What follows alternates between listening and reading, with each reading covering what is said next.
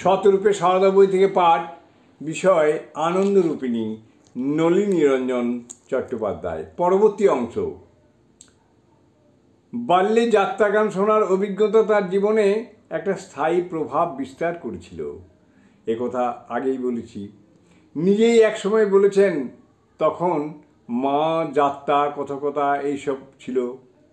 আমরা কত শুনেছি, এখন আর তেমনটি শোনা যায় না, কিন্তু যাত্রাগানের প্রতি তার আকর্ষণ সমগ্র জীবনেই অব্যাহত।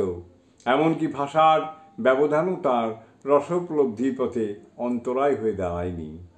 কাশীতে বৃন্দাবন থেকে আগত একটি দল শ্রীরামকৃষ্ণ অদ্বৈত আশ্রমে 3 দিন রাসলীলা অভিনয় করল।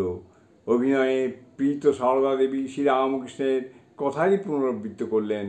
আসল নকল এক দেখলুম। রাধাকৃষ্ণ বেশি বালক দুটিকে টাকা দিয়ে প্রণাম করলেন। বলরাম বাবুর জমিদারি উড়িষ্যার কোঠারে থাকাকালীন সীমা একবার ওই দিককার যাত্রা দেখেন। সরস্বতী পূজার রাত্রে যাত্রা হয়।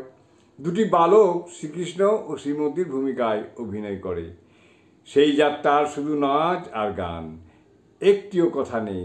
সারা রাত যাত্রা চলে। সীমা এই যাত্রা দেখে এত মুগ্ধ হন যে সরস্বতী পূজার চিরন্তন বিধি পাল্টে তিনি পরপর 2 দিন পূজার এবং 3য় দিনে নিরঞ্জনের বিধান দেন, যাতে 2য় রাতেও ওই যাত্রার পুনরাভিনয় সম্ভব হয়। ওই যাত্রার একটি গান সীমায়ের বিশেষ পছন্দ হয়।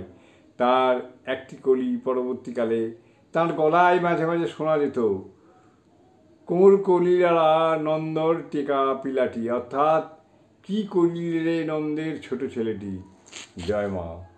জননীং শারদাং দেবীং রামকৃষ্ণং জগদ্গুরুং পাদপদ্মে তৌ শ্রিত্বা প্রণমামি মুহুর্মুহুঃ।